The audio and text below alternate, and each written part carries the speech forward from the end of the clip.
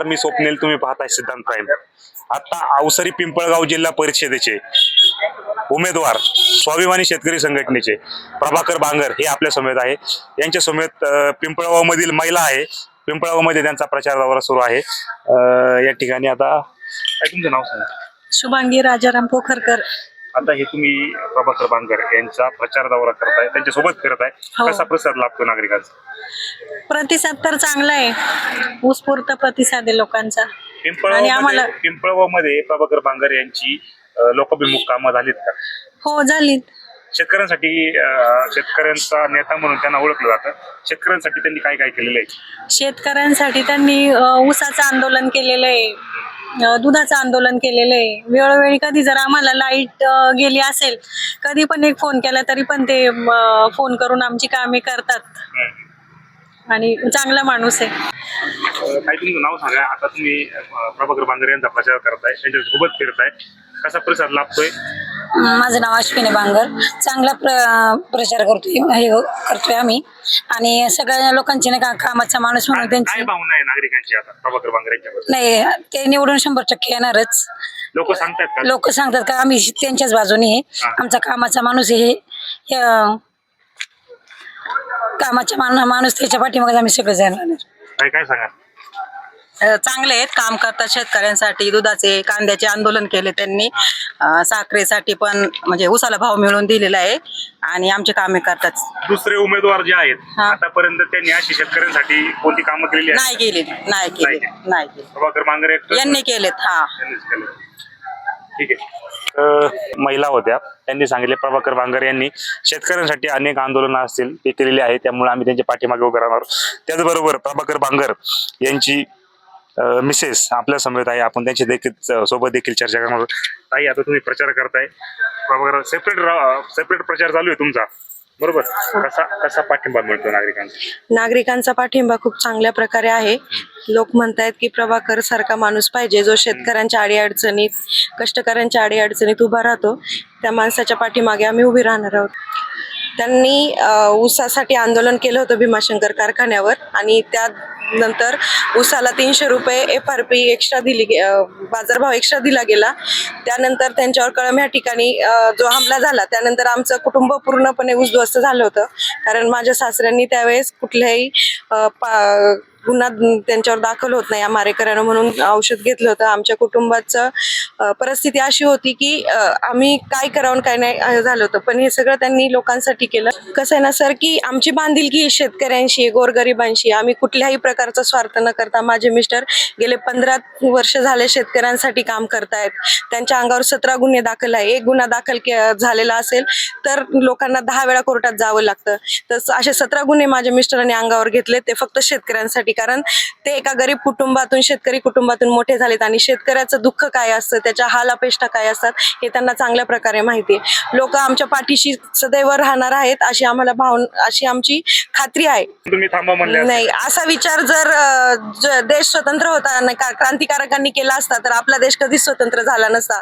तसाच विचार जर मी किंवा माझ्या कुटुंबाने केला तर शेतकऱ्यांना कुणी वाली राहणार नाही, शेतकऱ्यांचे हाल अपेष्टा कुणी समजून घेणार नाहीत. आणि शेतकऱ्यांच्या हाल अपेष्टा समजून घेण्यासाठी मी माझ्या मिस्टरांना सांगते, काही हो, जीवाच्या शेवटपर्यंत तुम्ही फक्त शेतकऱ्यांसाठी, कष्टकरी गोरगरीब जनतेसाठी काम करत राहा आणि आम्ही सर्व त्यांच्या पाठीशी खंबीरपणे उभे राहणार आहोत. तर या प्रभाकर बांगर यांच्या मिसेस अनुराधा बांगर होत्या. त्यांनी सांगितले की शेतकऱ्यांसाठी माझे जे मिस्टर आहे ते अहोरात्र लढत राहणार आहे आणि मी त्यांच्या पाठीमागे खंबीरपणे उभे राहणार आहे. आपल्या समोर प्रभाकर बांगर हे आहेत, आपण त्यांची देखील चर्चा करणार आहोत. काय सांगा ना, आता यांनी सांगितलं की शेतकऱ्यांसाठी तुम्ही लढत राहा आणि पुढे जात राहा. मी तुम्हाला एक सांगतो, माझी पत्नी मागील 2 वर्षापासून आजारी आहे. ब्रेस्ट कॅन्सर सारखा त्रास दिलाय. माझं कुटुंब काय काय भोगतंय माझं मला माहिती. माझ्या बायकोला अशा आजारामध्ये सुद्धा मला वेळ देता नाही आला आणि हे सगळ्या गावाला पण माहिती आहे माझ्या कुटुंबाची अवस्था काय आहे. आणि अशी अवस्था असताना जवळपास आतापर्यंत 16-17 लाख रुपये या आजारामध्ये तिला खर्च झालेला आहे. आणि आत्ताही ती आजारी असताना फक्त नवरा उभा आहे म्हणून ती माझ्यासाठी सुट्टी टाकून ती कंपनीमध्ये, मल्टीनॅशनल कंपनीमध्ये HR हेड म्हणून काम करते. कंपनीला सुट्टी टाकून ती आज माझ्यासाठी इथं आली.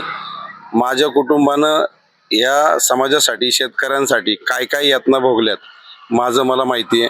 कारण माझ्या बापानं सुद्धा आत्महत्येचा प्रयत्न केलेला तुम्ही पाहिलेला आहे. माझी पत्नी 2 वर्षापासून आजारी आहे.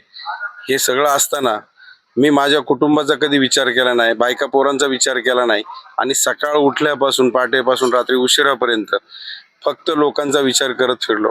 कारण संतांच्या उक्तीप्रमाणे अवघे विश्वची माझे घरं आणि असं समजून ही सगळीच माझी आहेत. कोणाचंही दुःख पाहिलं, कोणाची अडचण पाहिली की मला सहन नाही होत आणि मी पटकन त्याच्या मदतीला धावून जातो. कारण एखाद्याचं काम होत नाही तोपर्यंत मला चैन पडत नाही. आणि मी सुद्धा तिला सांगितलंय की माझं पहिलं लग्न हे शेतकरी चळवळीशी झालंय आणि नंतर तुझ्याशी झालंय. 2-2, 3-3 महिने आमची भेट सुद्धा होत नाही, फक्त फोनवरून बोलणं होतंय. पण माझं कुटुंब सुद्धा मला समजून घेतं. मी काल परवा देखील सांगितलं, रात्री उशीर झाला तर मला ती या ठिकाणी जेवत सुद्धा नाही आणि झोपत सुद्धा नाही जोपर्यंत मी घरी जात नाही तोपर्यंत. कारण हा सगळा त्रास मला एकट्याला नाही तर माझ्या कुटुंबाला देखील त्या ठिकाणी होतोय. आणि हा कशासाठी होतोय? फक्त लोकांसाठी काम करायचंय ह्या एका ध्येयानं मी वेडा झालेला माणूस आहे. आणि आजपर्यंत मी त्या दिवशी पण सांगितलं की कुणी एका व्यक्तीने सांगावं की मी प्रभाकर बांगरकडं काम घेऊन गेलो किंवा फोन केला आणि त्या माणसानं माझं काम केलं नाही, असं होऊच शकत नाही. मग अजून लोकांसाठी किती मरायचं, किती सहन करायचं? ज्यांनी आजपर्यंत समाजासाठी चांगलं काम केलं त्यांचा या ठिकाणी समाजाकडनं छळच झालेला आहे. आणि म्हणून ही साधू संतांची भूमी मी काल सांगितलं त्याच पद्धतीनं जर एवढं दुःख आमच्या वाट्याला येऊन सुद्धा आम्ही थांबत नाही. कारण थांबलं तर तिकडून पण आम्हाला बोलणारी लोक असतात. लोक आपण म्हणतो पायी चालून देत नाही, घोड्यावर बसून देत नाही, पण अजून आमचा किती अंत पाहायचा आहे, माझ्या कुटुंबाचा किती अंत पाहायचा आहे. आणि म्हणून ही लढाई प्रामाणिकपणाची आहे. तुमच्या शेतकऱ्यांच्या, कष्टकऱ्यांच्या, गोरगरीब लोकांची आहे, सगळ्या जाती धर्मातल्या लोकांची आहे. आणि म्हणून मला ही निवडणूक त्याच्यासाठीच लढवायची आहे. आता शेतकऱ्यांचा प्रश्न घेत असताना जिल्हा परिषदेमध्ये गेल्यानंतर 16 विभाग आहेत जिल्हा परिषदेचे. सगळ्यात महत्त्वाची गोष्ट ही आहे, 16 विभागाच्या मार्फत वेगवेगळी कामं, वेगवेगळ्या योजना आपल्याला त्या ठिकाणी लोकांसाठी आणाव्या लागतील. आणि त्या 100% मी आणल्याशिवाय राहणार नाही.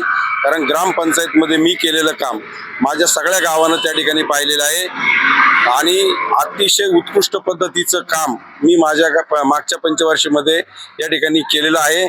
आमच्या अश्विनी बांगर 6 महिन्यासाठी ज्या वेळेला सरपंच झाल्या या माझ्या समोर आहेत या ठिकाणी, त्यांच्याच काळामध्ये जवळपास 70 लाखाची कामं फक्त ग्रामपंचायतच्या माध्यमातून मी केली. आणि संपूर्ण ग्रामपंचायत बॉडी ही माझ्याबरोबर होती. मी सांगेल त्या पद्धतीनं सगळेजण ऐकत होते आणि मी माझं ऐकत होते. म्हणजे मी सुद्धा त्यांना माहिती की हा माणूस कामाचा आहे, हा माणूस आपल्या गावाच्या विकासाचा आहे.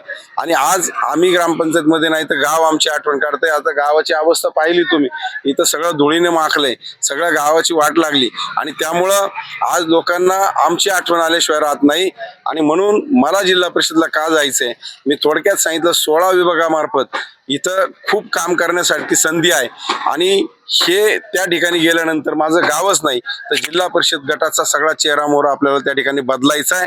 आणि या 16 विभागांमार्फत या ठिकाणी वेगवेगळ्या प्रकारची कामं, वेगवेगळ्या योजना, वैयक्तिक लाभाच्या योजना सुद्धा सर्व समाजाच्या या सगळ्या आणून या ठिकाणचं पूर्ण चित्र बदलायचंय. चिन्ह काय असणार आहे आणि काय आहे? माझं उद्याची 7 तारखेला मतदान होणार आहे आणि चिन्ह आहे आपलं शिट्टी. आणि वाजवा प्रभाकर बांगरची शिट्टी आणि जमवा आपली सगळ्यांची कायमची गट्टी आणि विरोधकांची करा सुट्टी. प्रभाकर बांगर होते, त्यांचं संपूर्ण कुटुंब आता प्रचारात उतरलेलं आहे. महिला आहे त्यांच्यासोबत, सर्वजण आता प्रचार करत आहेत. नागरिक त्यांना पाठिंबा देत आहे असं या ठिकाणी उमेदवार आणि त्यांच्या कुटुंबाने सांगितलं आहे. पाहू येणाऱ्या काळात आता काय होतंय. मी स्वप्नील, तुम्ही पाहताय सिद्धांत आहे.